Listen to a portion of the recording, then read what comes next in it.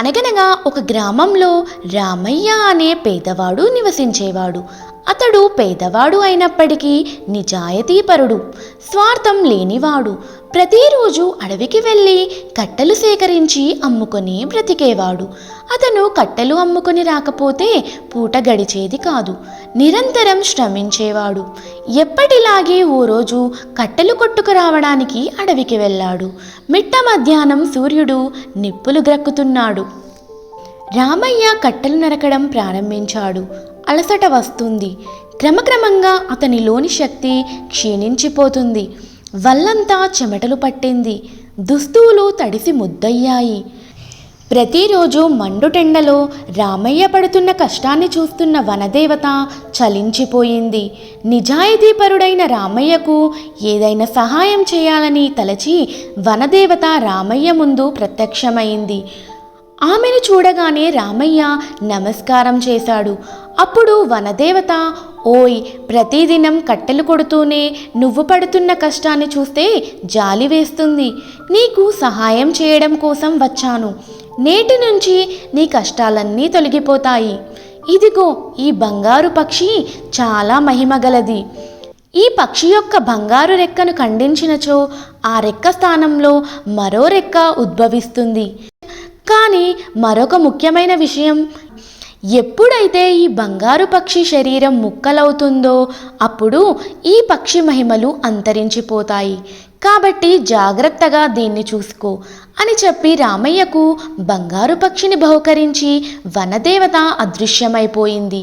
రామయ్య ఆనందంతో ఇంటికి చేరాడు. అడవిలో జరిగిన విషయమంతా తన భార్య సుశీలకు చెప్పాడు. సుశీల ఎంతో సంతోషించింది. కానీ ఆమెకు ఓ సందేహం కలిగింది. ఏవండి, మనకు ఈ బంగారు పక్షి ఏ విధంగా ఉపయోగపడుతుంది అని అడిగింది. ఈ బంగారు పక్షి రెక్కలను ఖండించి అమ్ముకుంటే మనకు చాలా డబ్బు వస్తుంది. దాంతో మనం హాయిగా 10 మందికి మేలు చేస్తూ సంతోషంగా జీవించవచ్చు అని చెబుతూనే ఆ పక్షి రెక్క ఒకదానిని ఖండించాడు రామయ్య. విచిత్రంగా ఖండించిన రెక్క స్థానంలో మరో రెక్క వచ్చింది. ఆ వింతను చూసిన సుశీల అబ్బురపడింది. అలానే ఎన్నిసార్లు ఖండించినా మళ్ళీ మళ్ళీ బంగారు రెక్కలు వస్తూనే ఉన్నాయి. అతి కొద్ది కాలంలోనే రామయ్య ధనవంతుడైపోయాడు. బీదవారికి, ఆపదలో ఉన్నవారికి రామయ్య విపరీతంగా దానం చేయసాగాడు. ఆ గ్రామంలోని ప్రజలందరూ రామయ్యను గౌరవిస్తున్నారు. ఓ రోజు రామయ్య చిన్ననాటి స్నేహితుడు వీరయ్య ఏదో పని మీద రామాపురానికి వచ్చాడు. రామయ్యను పలకరించిపోదామని రామయ్య ఇంటికి వచ్చాడు. తన చిన్ననాటి స్నేహితుడిని కలుసుకున్నందుకు ఎంతో ఆనందించాడు. అతిథి మర్యాదలు చేసి కుశల ప్రశ్నలు అయిన తర్వాత కొద్దిసేపు కబుర్లు చెప్పుకున్నారు. రామయ్య ఇంటికి వచ్చిన వారికల్లా విపరీతంగా దానం చేయడం చూసి విషయమంతా తెలుసుకున్నాడు. బంగారు పక్షి విషయం తెలుసుకున్న వీరయ్యకు దురాలోచన కలిగింది.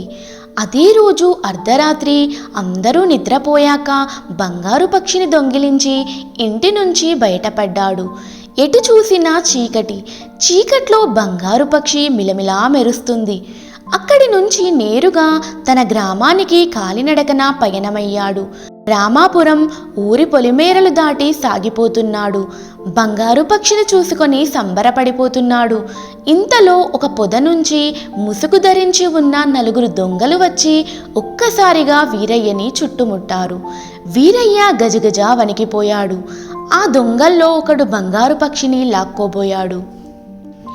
వీరయ్య దానిని వదలలేదు. దాంతో వాళ్ళు వీరయ్యపై కత్తులతో దాడి చేశారు.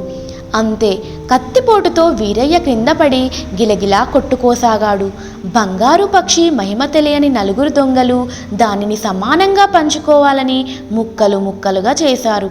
దాంతో బంగారు పక్షి మహిమలన్నీ అంతరించిపోయాయి. దొంగలు వెళ్ళిపోయారు. మిత్రద్రోహానికి పాల్పడిన వీరయ్య మాత్రం దొంగల చేతిలో దిక్కులేని విధంగా చచ్చిపోయాడు.